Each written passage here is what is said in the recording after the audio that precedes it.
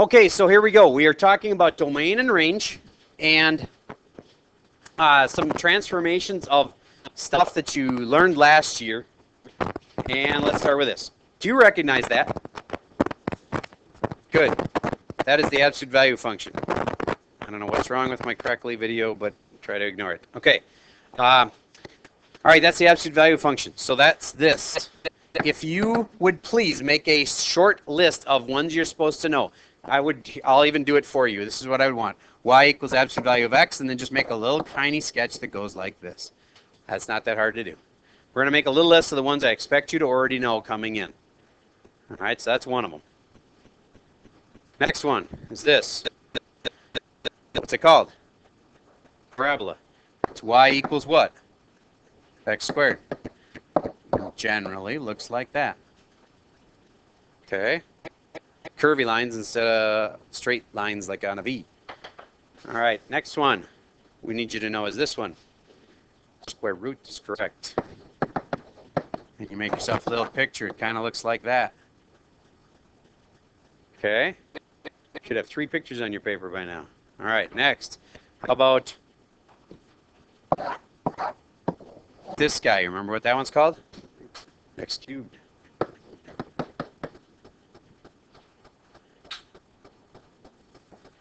All right.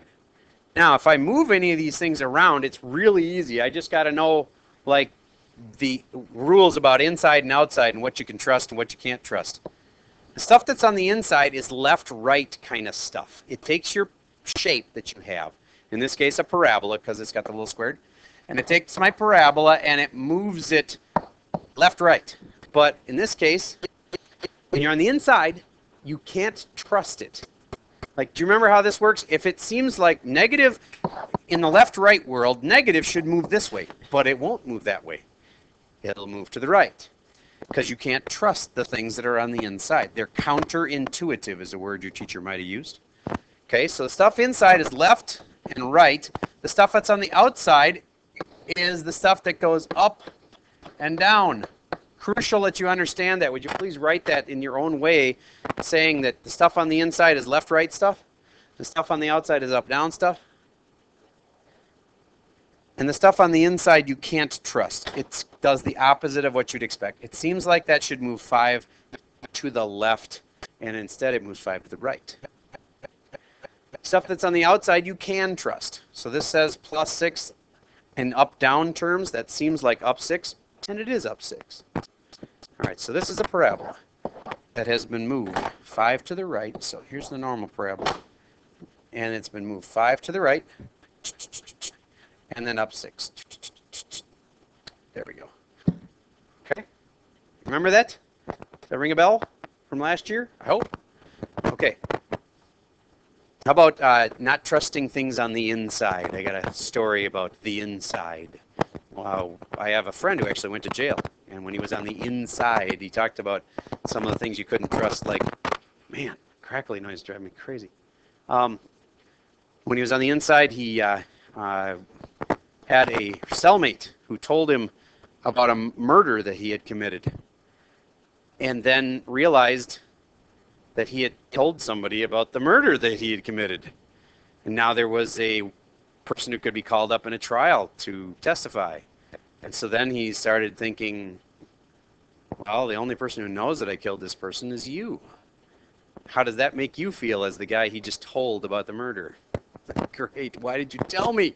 Because now he was contemplating murdering him because he'd be his only witness and the only person who would know.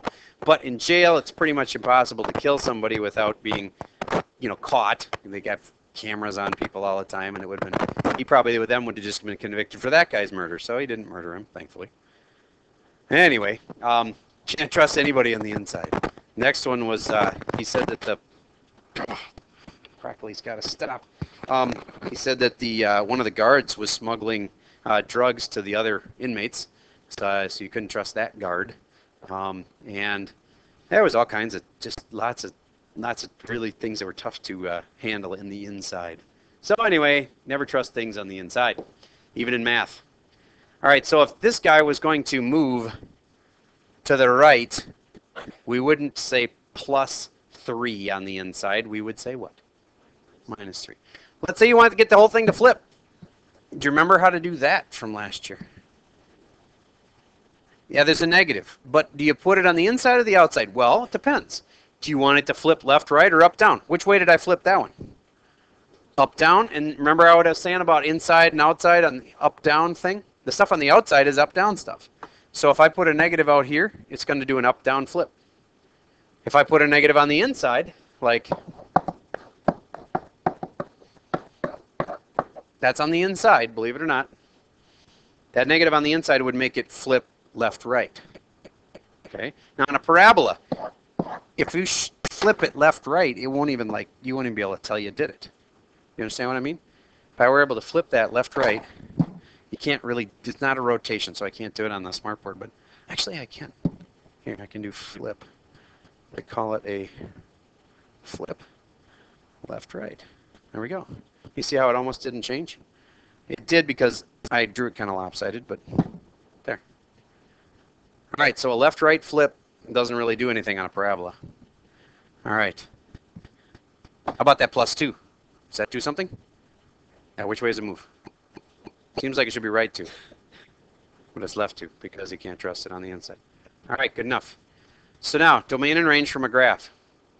There's a reason I was talking to you about all those other graphs, because you're going to have to do some without the picture, and you'll have to kind of know what they look like. But this one, I'm just showing you what it looks like. There it is.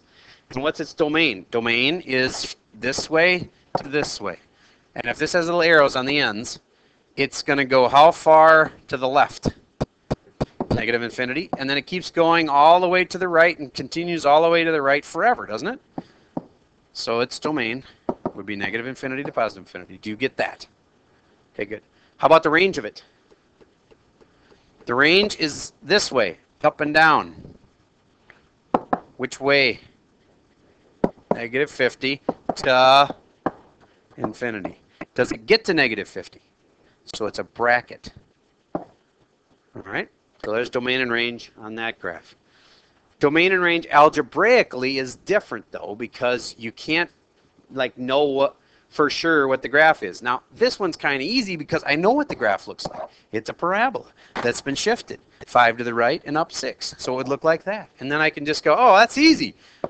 Negative infinity to positive infinity. See how easy it is when you get the graph? But if you don't, what if you don't have the graph? Because you don't know what the thing looks like. Like, for instance, if you had this. You don't know what that looks like. I don't know what that looks like. I think I kind of know what it looks like, but I'm not sure. So how do I get the domain of it? Then you don't go all based on the picture and how far left and how far right. You start asking yourself, anything will work except 2 things. I told you yesterday, watch out for 2 things. Do you remember what they were? Negatives where? Not in the denominator. Denominator can be negative. Square roots. Watch out for square roots that are negative or denominators that are 0. If you haven't already written this down, denom should not be 0, and square roots should not be neg. All right, so now, on this one, do I even have a square root? No, so don't worry about that. Do I have a denominator? Yes. Do I have to watch out that it's not 0? Yes, I do. So I have to make sure that is never 0. So what you could write is x plus 4 ever going to equal 0? And then just solve that. If you have x equal to negative 4, it will. So the way I think you should do your denominators, or sorry, your domains, domain and denominator are similar enough that I get them confused. I'm going to put a negative 4 on here. And it can't be negative 4. And it can be everything else, can it? So therefore, my answer is this and this, which is negative infinity to negative 4. And then starts over again at negative 4 and goes to infinity. And I left off one important little thing, the union symbol. Okay? Did you get that? All right, so then they're going to get more intense. This guy. The blue dotted lines are asymptote lines. Do you remember what those are? They're not actually part of the graph, but they get closer and closer to those lines and they never touch. Remember that? Okay. This is the graph of y equals 1 over x. I know you may not have talked about it much last year, but you might have seen it last year. In HA9, I know you saw it. HA regular, I don't know. Okay, so if I'm going to take this thing and move it, for instance, over here, the asymptotes lines just move along with it, but the graph itself is the red lines. So now my question is this. How do I do a domain and range when it's like this? Well, I've got a picture. That makes it fairly easy. I can just ask myself, how far does it go this way? It's negative infinity. So I'm doing my domain now. Negative infinity. To how far does it go that way? Well, you got to be careful. It has a little hiccup in the middle. It will go to positive infinity, but where does it stop working along the way? In this case, it stops working at 2. See? The line's right at 2. So it keeps working all the way until you hit that line at 2. So you got to say it works from negative infinity to 2. It does not work at 2. And then it starts working again at 2. Not at 2, just past 2. All the way to infinity. You know what I just wrote there? Okay. And then I'd like you to write the range for me of this graph on my board, on your paper. Pick up your pencil.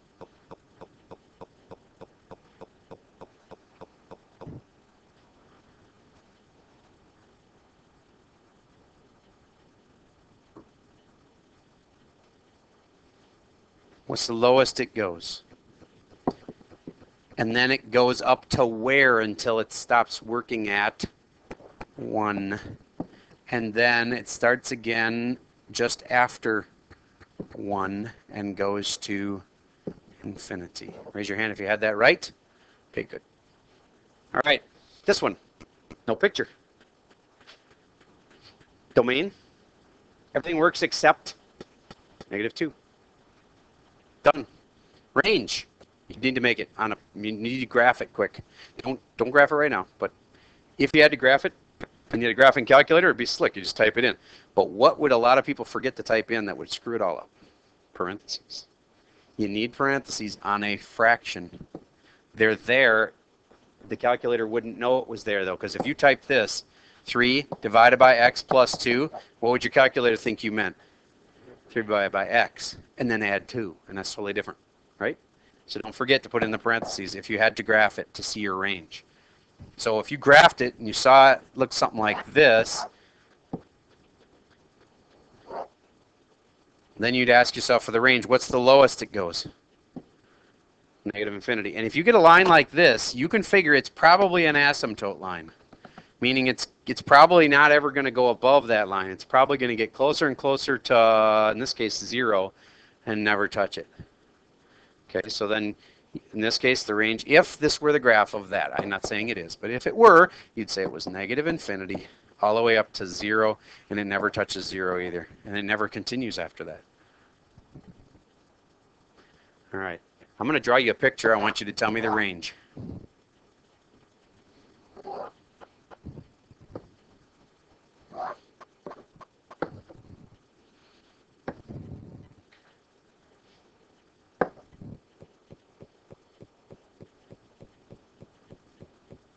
So if I'm asking you range, the first thing you need to tell me is what's the lowest it goes?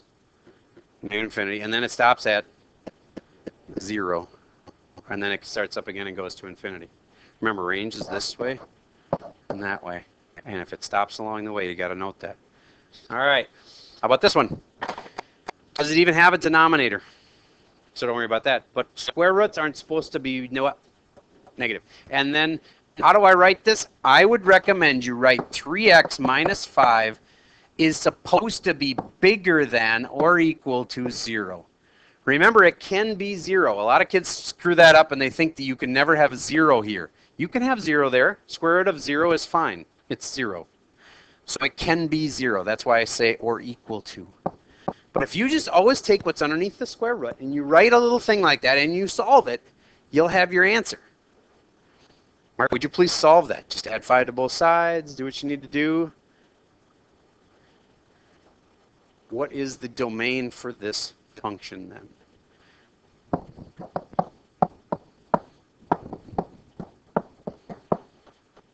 So if I were to do a number line, remember, if there's one thing you can take from me, from this class, it's that you should really make number lines for these. and say, okay, 5/3, does it work there or not? Yes, it works there. And then should my domain, the things that work, be to the right or to the left from here? To the right. Now, if you're not sure, though, I hope you have a backup way of knowing. Test a spot. What's something that's past 5/3? Well, 6/3 would be, and that'd be the same as 2. And I could stick in a 2 and see if it works. Watch. Stick in a 2. 3 times 2 is 6. 6 minus 1 is 5. Or sorry, 6 minus 5 is 1. Square root of 1, is that an okay thing? Yeah, it's fine. So it worked. And if you weren't sure, you could test the other side and see if, like, 0 worked. If I stick in a 0 right here, I'll have 0 minus 5, which is a negative under the square root. It doesn't work, see? So you can always test intervals if you want to. You just got to know what the key points are, like this. Yes?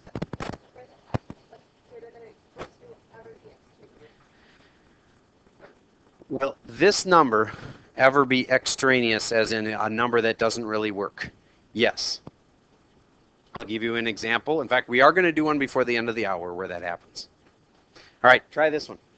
Without any explanation for me, tell me the domain, not the range, because you'd have to graph it. Tell me the domain of this.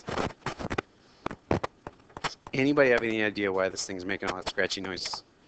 Have you ever heard that in another class where the teacher has the microphone?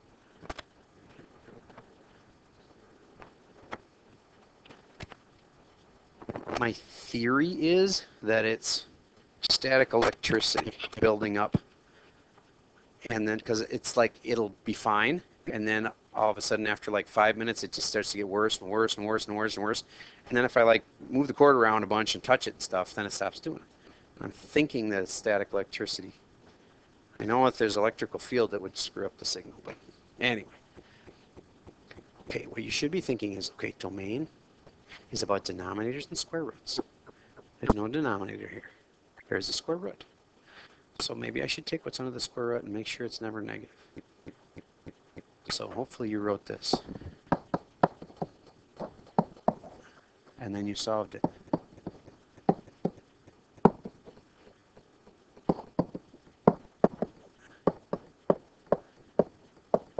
Anybody catch my mistake? All right. Say it louder. You have to flip the sign. Because I divided by a negative, I got to flip the sign. There you go. Now that actually still, you would have been okay had you not known that, as long as you tested your intervals. 3/2, does it work or not? Yeah, it works because it says or equal to. So I could double check now and test something bigger or test something smaller, or I could just trust this thing that says less than and say it probably goes this way. But maybe just to be sure, I'd test something like bigger than 3 halves, like 4 halves, which would be 2. Check 2 and see if it works or not. Yeah, now I don't think it's supposed to. So I check a 2. Do you see how it would cause a problem? Yeah, because it'd be a negative under the root, so it didn't work. So it doesn't work there. So my domain is from negative infinity to 3/2. And it works at 3/2, and we'll never get to infinity. Raise your hand if you feel comfortable with this now. You are good. All right. If you're not, then come up and ask me about it in a minute. This one, sometimes we ask you to find the range, but we don't give you a calculator. Well, then how can you do that? You have to be able to do it in your head. You picture that. Picture that absolute value when it's a V shape, right? Picture where it's been moved to. And then write down what you think the range is, and I'll tell you if you're right or not. So if you can't make a graph in your head. Nobody can stop you from doing that.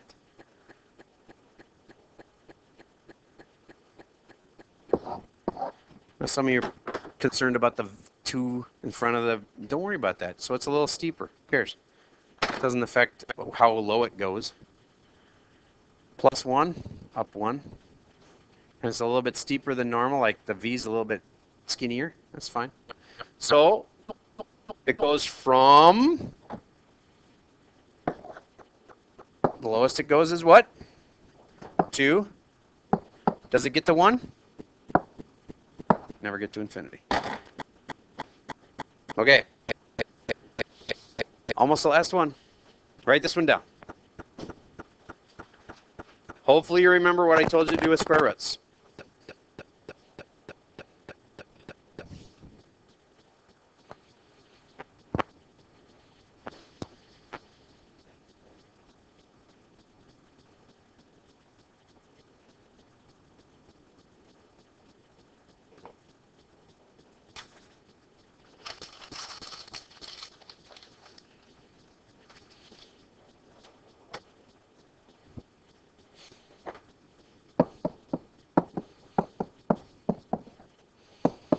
hopefully you remember that you can either use on the quadratics, you can either use a quadratic formula or you can factor it.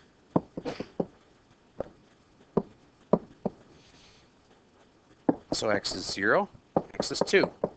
I'm not sure exactly what I'm doing. I've got these two numbers, so what do I do? Make a number line.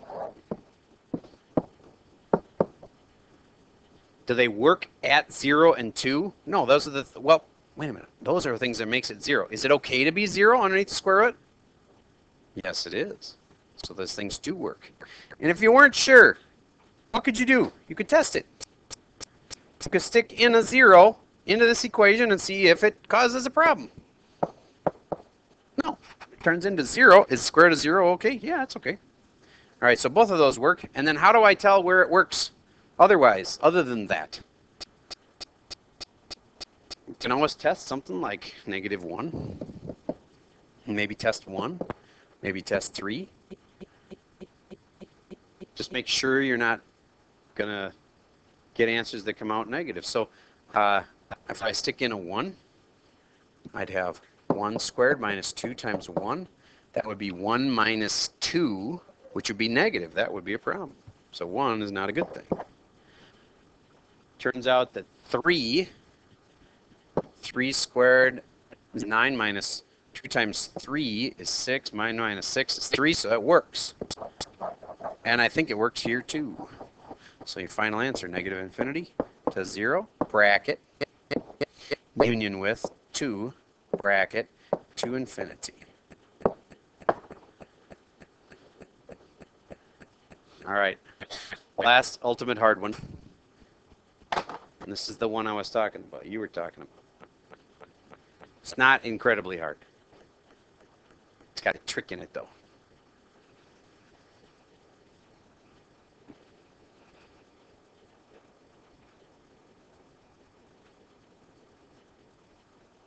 Don't do the graph until later. After you get the domain first.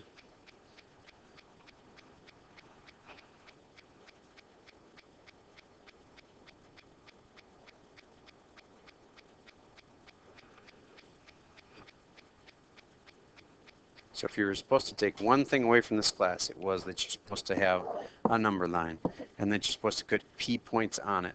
This right here, x has got to be greater than or equal to 0. And for this part down here, I have to make sure that x squared is never equal to 0. So what's the key point kind of here? 0. And does 0 work on the top? Yes. Does 0 work on the bottom? No. So what wins? Well, if it ever doesn't work, then it doesn't work. So it doesn't work on the bottom, so it doesn't work overall. So it's an empty spot. And now, do you think, in general, just think about this. Should I use positive or negative numbers? Positive, because the negative ones would mess up this thing on top. So it must be like this. Final answer, 0 to infinity. And if you actually graph it, when you graph it, it kind of looks like this. Wait a minute. No, it doesn't. I better actually graph it. I think I have on my calculator. I'll save you the time by showing you square root of x over x.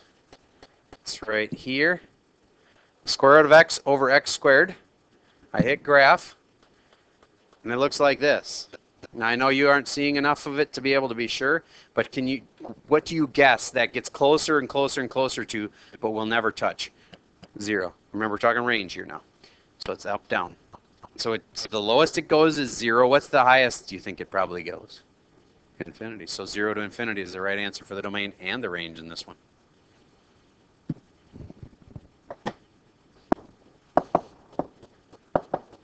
Range is the exact same thing. It's a ditto mark. All right, that's it. Now, your homework is just to finish up that page 102, 1 through 18.